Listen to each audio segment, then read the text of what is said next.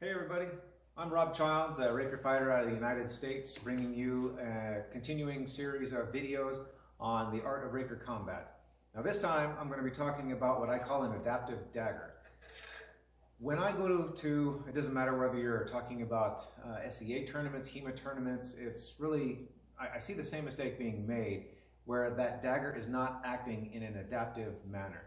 Now what do I mean by an adaptive manner? Well, obviously as you go from one fencing school to another fencing school, the people that you would face are going to demonstrate different styles of fence, right? It makes a certain amount of sense to adapt what you present to your opponent according to what your opponent is presenting back at you. There's no one size fits all, and if you want to be a truly successful Rapier fighter, then what you need to do is be able to present your own adaptive defense.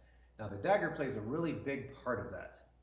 And let me start off by saying that there's a couple of mistakes that I see people making, and one of them, which is kind of obvious, and it's just a matter of training really, but I just want to make sure that I mention it so that way it is made aware for those folks out there that are just learning how to use the dagger with their sword.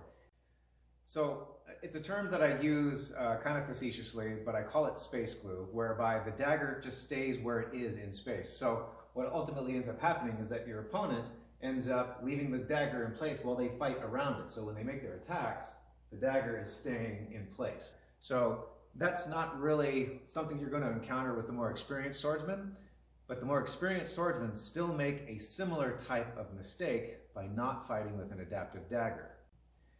Now I know all of that talk about the adaptive dagger should seem rather intuitive, very obvious, right? Under normal circumstances, I would agree with you, but yet I still go to tournaments around the world and I see people not fighting in an adaptive style. Every time they step out there, it is always the exact same stance, regardless of what their opponent presents in front of them. Now, if you're just trying to learn a period style and you're trying to make it more a part of you, trust me, I get it, I understand it, you're trying to make that intuitive for yourself. But my suggestion is that when you are facing different kinds of fighters, and when you have enough experience and you feel comfortable enough in the style that you're fighting with, my suggestion is that you make sure to adapt it to the opponent in front of you. So to better illustrate what it is I'm talking about, I'm going to show you a couple of examples. So utilizing the same student that you had seen before in previous videos. So, come on over.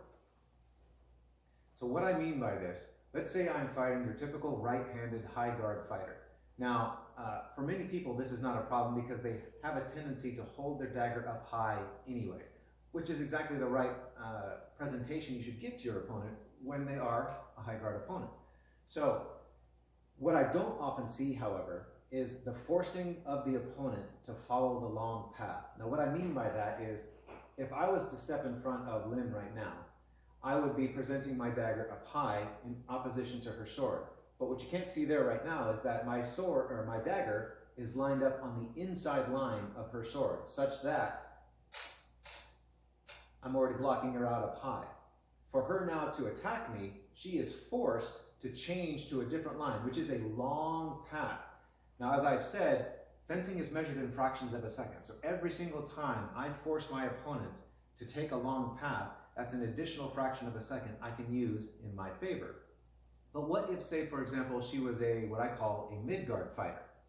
So now, Lynn's sword is aimed kind of mid-range, right? It's neither high nor is it low guard like myself, but when I present my defense against this, when we line up, now keep in mind, we're standing closer than we would normally do, only for the purposes of being able to both of us be in the frame. But just so that you're aware, this is not where I would normally stand.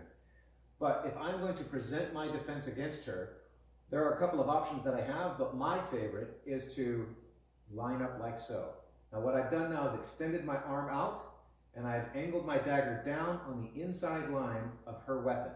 Now again, forcing her to change lines in order to make her attack. So if she changes lines to attack me high, it's just a flick of the wrist, and it's a very short path for me to lock her out. But I forced her to do that from the word go. If I don't, and I'm here, I'm offering her a straight line path right to me. Now maybe I'm fast enough to parry, maybe I'm not. Maybe I read the tell and I'm able to buy myself enough time to successfully parry. Maybe I don't. Maybe she goes for a leg and I thought she was going for the gut. You see what I'm saying about locking out the path. Now, I oftentimes will describe it to my students like this. If I was locked in a room, and I've got a door behind me, and I've got a door in front of me, and I know that my opponent is about to burst through one of those doors and attack me without warning, would it not be easier for me to defend if I was able to lock one of those doors? Well, that is essentially what you're doing here. When you're facing your opponent, and I lock out one of the paths from the word go, I have now locked out one of the doors. Now she has no choice but to do extra movement in order to get around this.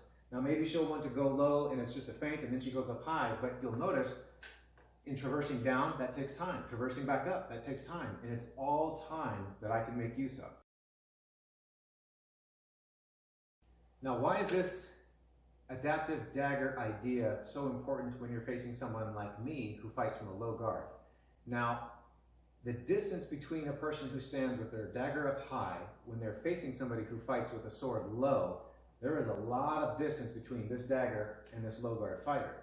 So you are offering your opponent a lot of distance and therefore time in order to strike you wherever they wish to. I mean, if I'm here and she was to lunge for the leg, that is a long distance for me to travel before I'm going to be able to touch that sword and parry. Now, yes, there's a lot of variables that go into the parry itself, but why offer your opponent any more time than you want them to? In fact, why not make it that much harder for them by taking the long path, right? So if she's a low guard fighter and I present my defense, my dagger is going to line up low on the inside of her sword, like so. So now, if she was to attack low, I've already locked out this line. So she has to go high. And if she has to go high, I already know this, which means it's that much easier for me to defend myself. Okay, so as always, if you guys have any questions, by all means, feel free to reach out to me on Facebook. I'm also going to be putting these videos out on the YouTube channel under my name. You can find it readily enough. And yeah, if you have any questions, let me know. I will do my best to try and answer them. Or if you have any suggestions for videos you would like to see, maybe you've seen me do something and you would like me to expound upon that, please feel free. Let me know. I'll be more than happy to accommodate best I can. Until then, take care and fight on.